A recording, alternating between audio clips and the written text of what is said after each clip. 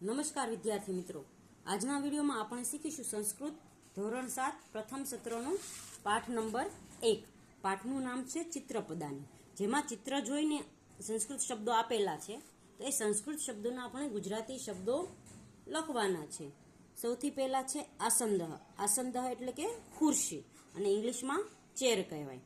પછી છે સ્યુતઃ. સ્યુતઃ એટલે દફતર. દફતર અથવા એને થેલો પણ કહી શકાય છે.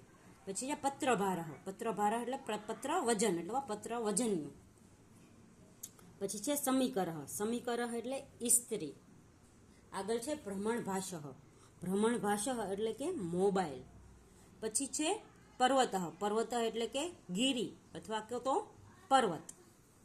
પછી છે પર્યકઃ. પર્યકઃ એટલે કે આપણે તેને કહેવાય સેટી અથવા પલંગ. પછી છે કટકઃ. કટકઃ એટલે કે કાર્પેટ. આગળ છે દંડદીપઃ. દંડદીપઃ એટલે કે ટ્યુબલાઇટ અથવા સળિયાનો દીવો. આગળ છે પાદપઃ. પાદપઃ એટલે કે ઝાડ. પછી છે ચષકઃ.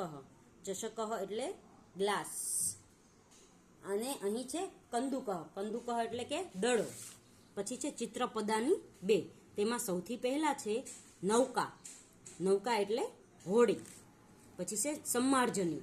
સમાર્જની એટલે કે સાવરણી. આગળ છે રંધ્રિકા.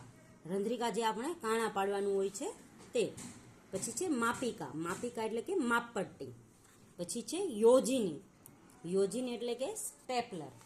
તથા આગળ છે પત્રપેટિકા. પત્રપેટિકા એટલે કે ટપાલ પેટી. પછી છે વૃક્ષશાહિકા. વૃક્ષશાહિકા એટલે ખિસકોલી. તથા આગળ છે અગ્નિપેટિકા. અગ્નિપેટિકા એટલે કે દિવાસળી. પછી છે નિસરણી. નિસરણી એટલે કે નિસરણી. તથા આગળ છે સૂચિકા. સૂચિકા એટલે કે સોય.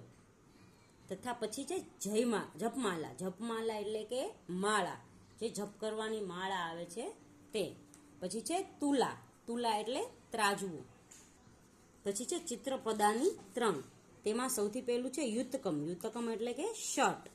પછી છે ઉપનેત્રમ. ઉપનેત્રમ એટલે ચશ્મા. આગળ છે કંદકમ એટલે કે કાસ્કો. પછી છે અગલમ. અગલમ એટલે કે આકડીઓ. પછી છે પર્ણમ. પર્ણમ એટલે પાન. તથા આગળ છે વ્યજનમ. વ્યજનમ એટલે કે પંખો. પછી છે આમ્રફલમ. આમ્રફલમ એટલે કેરી. તથા આગળ છે ગૃહમ. ગૃહમ એટલે ઘર. પછી છે સગણકમ. સગણકમ એટલે કે ગણન યંત્ર અથવા તો કમ્પ્યુટર. પછી છે દ્વારમ. દ્વારમ એટલે કે દરવાજો. અને આગળ છે ફેનકમ. ફેનકમ એટલે કે સાબુ. અને છેલ્લે છે વાતાયનમ. વાતાયનમ એટલે કે બારી. તો મિત્ર, અહીં ચિત્રપદાની પૂર્ણ થાય છે. આવતા વિડીયોમાં આપણે મેઘો વર્ષથી શીખીશું.